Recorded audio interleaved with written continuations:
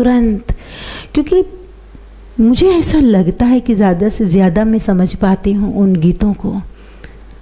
सुनरी पवन, तो जो इतने सारे गीत हवा और पवन पर, एक ही स्वरूप है, नाम अलग है, लेकिन ये एक ऐसा तत्व है हवा कि मनुष्य का जीवन का सीधा संबंध है। हवा आपका प्राण है, हवा आपका श्वास है, श्वास प्राण का आधार है। तो प्राण का आधार है श्वास और श्वास का आधार है हवा, वायु। तो वायु की बहुत बड़ी महिमा है, बहुत बड़ी महिमा। और मैंने भी कुछ थोड़ा बहुत लिखा है, एक आध पंक्ति यारी नाम का एक क्या सूफी कविता का संग्रह में इसे कह सकती हूँ। इसमें कुछ मैंने लिखा है कि यारी है मक्का मदीना, ईश्वर से यारी की सीधी बात की है। हाँ, फ्रेंडशिप विथ गॉड डायरेक्टली। यारी है मक्का मदीना, यारी है मक्का मदीना, यारी काबा दूर है, यारी है काशी मथुरा, यारी मेरा नूर है, यारी है काशी मथुरा, यारी मेरा नूर है। कोई पंडित पादरी मुल्ला क्या समझेगा इसे, कोई पंडित पादरी मुल्ला क्या समझेगा इसे, वो तो यारी यार से और प्यार से ही दूर है, वो तो यारी यार से और प्यार से ही दूर है। यारी है मक्का मदीना, यारी काबा दूर है, यारी है काशी मथुरा, यारी मेरा नूर है। और बहुत कुछ उसमें लिखा है मैंने कि परमात्मा कितने कितने रूप से आपको छूता है, कौन कौन से रूप में आपके निकट आता है, किन किन स्वरूपों में आपकी मदद करता है, कौन कौन से रास्ते से आपको ईश्वर का सानिध्य प्राप्त होता है, उसकी यारी। इसके संदर्भ में बहुत कुछ मैंने कहा है, परंतु हवा की जहाँ बात आई तो कुछ शब्द लिखे हैं कि सर्द झोंका बन हवा का यार छूता है मुझे। सर्द झोंका बन हवा का वो यार, वो परमात्मा जो पूरे ब्रह्मांड के, केवल मेरे नहीं, यहाँ मैंने ठेका नहीं रखा है, केवल न केवल आपके है, पूरे विश्व के, पूरे ब्रह्मांड के जो दोस्त है, परम मित्र है पूरे विश्व के, ऐसे परमात्मा, उसे अल्लाह कहो, खुदा कहो, राम कहो, कृष्ण कहो, कुछ भी कह लो, सूफी संत कुदरत कहते हैं उसे। और कुदरत आसमान में उसको ज़्यादा से ज़्यादा अनुभूतियाँ होती है कुदरत की। हवा भी वहाँ से आती हो ऐसा लगता है, चांद सूरज वहाँ से, सितारे वहाँ से, बारिश वहाँ से, औस की बूंदे भी वहाँ से। तो आसमान की ओर देखकर हमारे सूफी संत कुछ गाते रहते हैं। एनीवे भाइयों माताओं, तो सर्द झोंका बन हवा का यार छूता है मुझे, सर्द झोंका बना, ठंडी हवा का झोंका बनकर वो परमात्मा मुझे छूते हैं। केवल मुझे नहीं, आपको भी छूते हैं।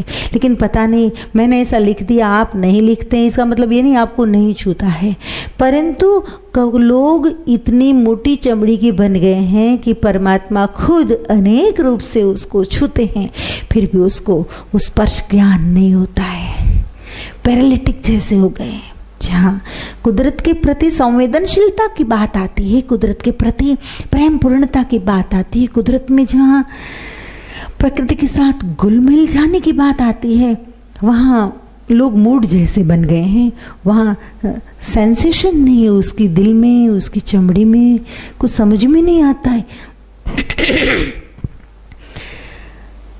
हम छोटे छोटे थे, बारिश का मौसम जब शुरू होता था तब जो प्रसन्नता दिखती थी मनुष्य के चेहरे पर, इतनी प्रसन्नता आज नहीं, आज इतनी प्रसन्नता नहीं है। ऐसा नहीं कि नहीं है, आज भी कुछ लोग हैं चढ़ जाते टेरेस पर नहाने के लिए, मैदान में उतर आते कोर्टयार्ड में, लेकिन इतना नहीं है जो हमने देखा है। विज्ञान और टेक्नोलॉजी जितनी जितनी आगे बढ़ती गई, यहाँ से आदमी जितना शार्प होता गया, यहाँ से इतना ही बुढ़ा बनता गया। पता नहीं, यहाँ से इतना ही वो संवेदन शून्य बनता जा रहा है। तो यार तो परमात्मा तो सबको छूता है हवा का झोंका बनकर, लेकिन कुछ लोग एहसास कर सकते हैं, कुछ लोग एहसास नहीं करते। रेनकोट पहनकर जो बारिश में घूमता है उसको बारिश का एहसास नहीं हो पाएगा। बारिश के एहसास के लिए, वो भीगेपन के लिए, उस ठंडक उसके लिए आपको भीगना पड़ेगा स्वयं को। तो आपकी तैयारी तो थोड़ी बहुत चाहिए। परमात्मा तो छू रहे हैं, आपके पास कोई अनुभव नहीं है, संवेदना शून्य होता जा रहा है मनुष्य। तो मैं कहती हूँ फिर से एक बार प्रकृति के और संवेदनशील बनो। मंदिर और मस्जिदों की ज्यादा जरूरत नहीं है, और एक बार नहीं जाएंगे बिल्कुल तो भी चलेगा। जितना सानिध्य ईश्वर का आपको समंदर के तट पर सर्द हवा के झोंकों में मिलेगा, उतना शायद मंदिर में नहीं मिलेगा, सफोकेशन में। रियली मैं कहती हूँ, बुरा लगे तो माफ करना। आपकी तथाकथित धार्मिकता और परंपराओं को मेरा सलाम दूर से, लेकिन ध्यान रखना मैं नहीं सहयोग कर पाऊंगी। आपकी परंपरागत जो कोई मानसिकता है धर्म से बंधी हुई, उस मानसिकता के साथ में काम नहीं कर पाऊंगी। हाँ, जिनको मुक्त होना है उन्हें मेरे साथ, मेरे विचारों के साथ होना पड़ेगा, तब इसके साथ कुछ हो सकता है। आप कहो कि एक खंभा है, आप खंभे को पकड़कर खड़े हैं और आप बोलो खंभा मुझे छोड़ता नहीं है, तो मैं नहीं, भगवान भी आपको मुक्त नहीं कर पाएंगे। आप, खंभे ने आपको नहीं पकड़ा है, आपने खंभे को पकड़ रखा है।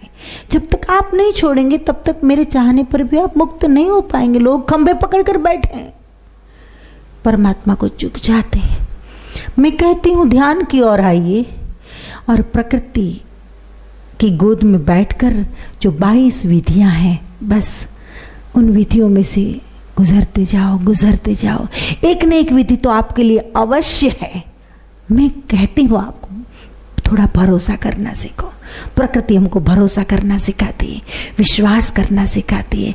सूरज नहीं टूट पड़ेगा, हजारों साल से मनुष्य भरोसा कर रहा है, प्रकृति विश्वास करना सिखाती है। बस थोड़ा भरोसा, ये भरोसे की बात है।